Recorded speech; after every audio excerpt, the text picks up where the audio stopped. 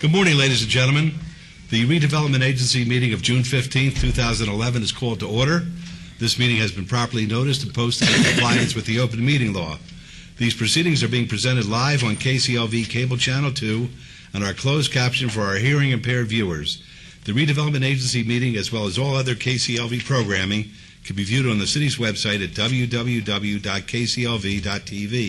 The proceedings will be rebroadcast on KCLV Channel 2 and the web the Wednesday of the meeting at 8 p.m. and also on Friday at 4 a.m., Saturday at 7 p.m., Sunday at 7 a.m., and the following Monday at 1 p.m. As we always announce, this building has a state-of-the-art fire detection and suppression sprinkler system, so should alarms activate, we have no reason to believe that that would ever happen. Please leave through the exits. The marshals will tell you when it's safe to re-enter. We do this just as a cautionary admonition. We'll go on to item number 3, approval of the final minutes by reference of the regular Redevelopment Agency meeting of June 1st, 2011. May I have a motion to approve the minutes, please? Yes, Your Honor. I move to, no addition to deletion, I make a motion to approve the minutes, please. Thank you. Let's vote on that, please. Opposed? Motion carries. Thank you. Item 4 is discussion and possible action regarding an exclusive negotiation agreement between PH LLC and the City of Las Vegas Redevelopment Agency to undertake a due diligence inquiry as to the feasibility of developing a Class A office building on property owned by the RDA located at 408 East Clark Avenue and 500 South Las Vegas Boulevard, Las Vegas, Nevada. And this is in Ward 3. Mr. Arndt. Thank you. Good morning. For the record, Bill Arndt, Director, Economic and Urban Development. This item before you is an exclusivity agreement with PH LLC and for the development of the parcels that we own at the intersection of 4th and Clark. Currently, we have a surface parking lot for the Fifth Street School at the corner of 4th and Clark. We also own an additional parcel near the intersection of Las Vegas Boulevard and Clark.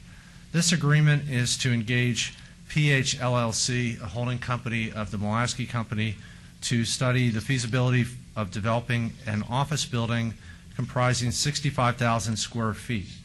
The term of the agreement is 1 year. We have set purchase terms with the developer as follows. The purchase price shall be $27 per square foot based on a parcel size of 31,363 square feet. That would yield a sale revenue to the Redevelopment Agency of $847,000. Again, this is a feasibility agreement. It's for 1 year. It gives the developer an opportunity to study the site, understand what it would take to build the project on the site.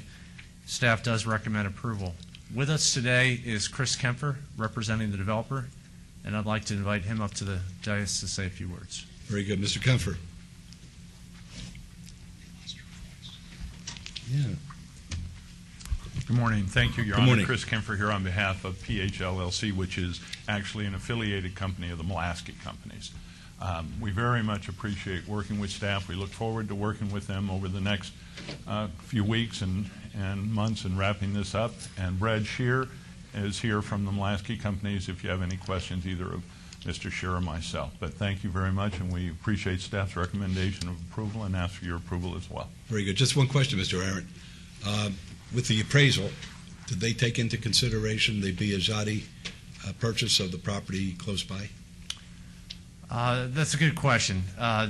The appraisal process, as you know, we have a requirement under state law that we do 2 appraisals and then sell at the higher of the 2 appraised values unless we cite an exemption for economic development or redevelopment purposes. And the purchase price, as indicated, was actually the higher of the 2. They looked at comparable sales in the area. The property at Las Vegas and Clark is not yet closed escrow, so I don't think that they could use that as a comparable sale. But they did look at comparable sales as well as other appraisal processes like income approach and so forth, and that was what determined the value. It is very hard today to determine value, right, given the lack of commercial transactions. Very good. Thank you. I appreciate that answer. Any other questions? Okay. May I have a motion, please? Yes, Your Honor. Mr. Kempfer, if you would please give Mr. Mulaski our best. I will. I feel like this is going to be a great big, huge addition to our downtown. If Mr. Molaski does half as good as what on this property, what he does all over the rest of town, it's going to be fantastic. So I will move to follow the staff's recommendation to approve this item with all conditions. Okay, let's vote, please. Post. Motion carries, and good luck to you.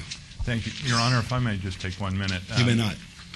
I can't thank you for... Absolutely not. Well, then I'm going to thank the Mayor Pro Tem. Please. All right. Seriously, Mayor, thank you. There's going to be a lot of people who are going to be standing up during the course of the day and thanking you for all you've done. And I just want to add my voice to theirs. The city is a far better place because you've been mayor, and it's been my pleasure to appear in front of you and practice. And I wish you the best of everything going forward and what undoubtedly will be something unquestionably fun for you. And so thank you, and you have our best wishes.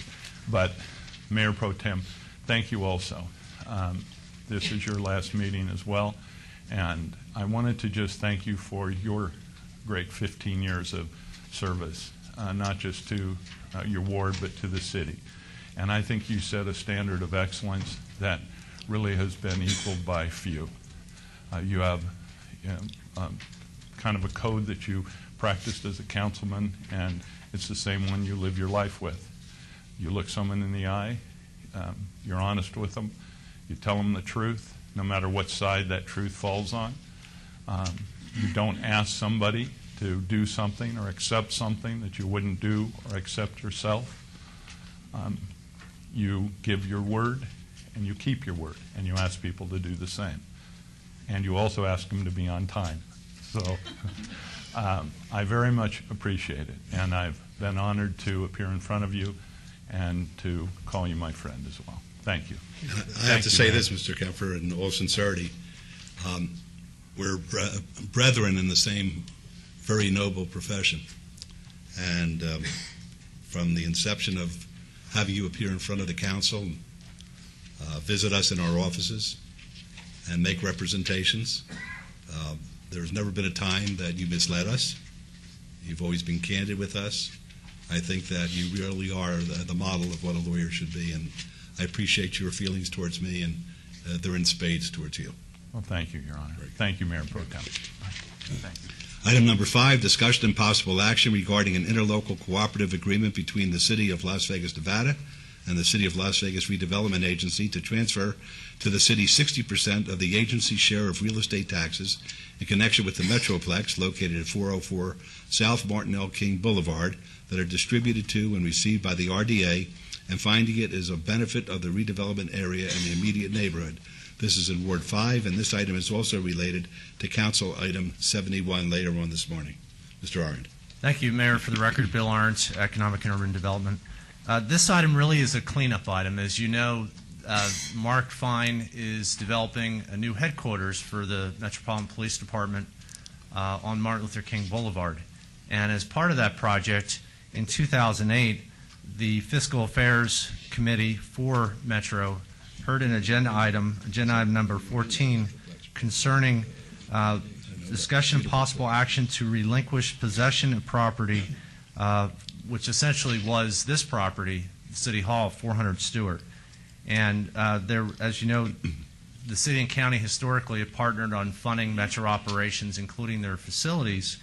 And there was a consideration at that time in exchange for relinquishing rights to use this property to share future taxes that would come in to the redevelopment agency as a result of the new project. Because the project's being built by a developer and being leased back to the developer, it generates tax increment revenue for the redevelopment agency.